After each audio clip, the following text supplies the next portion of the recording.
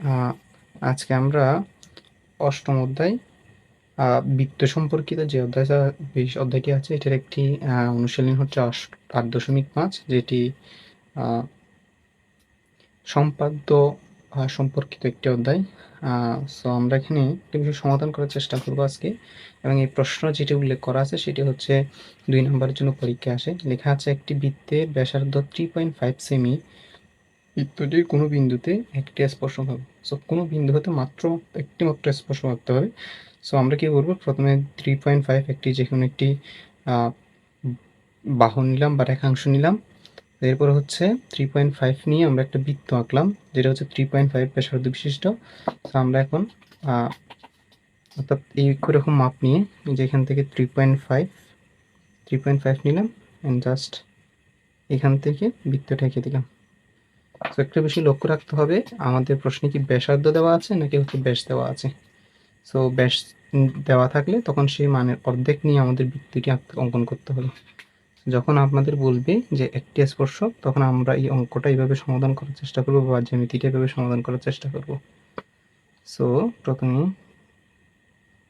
ব্যাসার্ধটা নিয়ে নিলাম। এইটা অঙ্কনের ক্ষেত্রে দুইটা উপায়ে করা যায়, তবে আমি সবচেয়ে ইজিয়েস্ট ওয়েটা করার চেষ্টা করব। এটা হচ্ছে একটা 90 ডিগ্রি কোণ নির্ণয় করব আর বৃত্তের সাথে একটা স্পর্শ করে এমন একটি।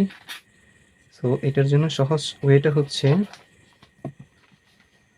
আমরা এটার উপর ঠিক এইভাবে বসিয়ে সমাধান বসিয়ে এইভাবে ঠিক 90 এটি হচ্ছে সবচেয়ে সহজ এবং ইজিয়েস্ট ওয়ে। জাস্ট এটা নেওয়ার পরে আমরা এখন মানটা হচ্ছে যোগ করে দেব। এই তো এটাই সমাধান।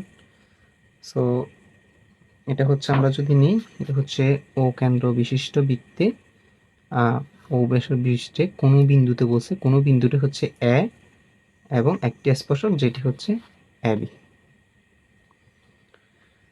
এই তো আমরা যদি একটু বিবরণ, যদিও কয়ের মধ্যে বিবরণ দেওয়ার প্রয়োজন হয় না, তবুও যদি আমরা চাই দিতে তাহলে সেক্ষেত্রে দেওয়া যেতে পারে। অর্থাৎ এরকম ও কেন্দ্র বিশিষ্ট ও কেন্দ্র বিশিষ্ট বৃত্তটা হচ্ছে ও কেন্দ্র বলতে কি, কেন্দ্র কোনটাকে বোঝায়, যেখানে আমরা থেকে যে বিন্দুর উপর বসিয়ে আমরা বৃত্তটা আঁকি।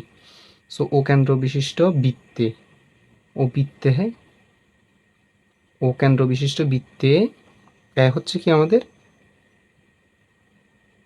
যেটি একটি স্পর্শক। সো কেন্দ্র বিশিষ্ট বৃত্তে এ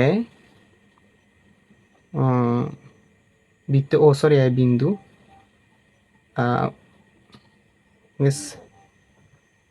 সো কেন্দ্র বিশিষ্ট বৃত্তে এ বি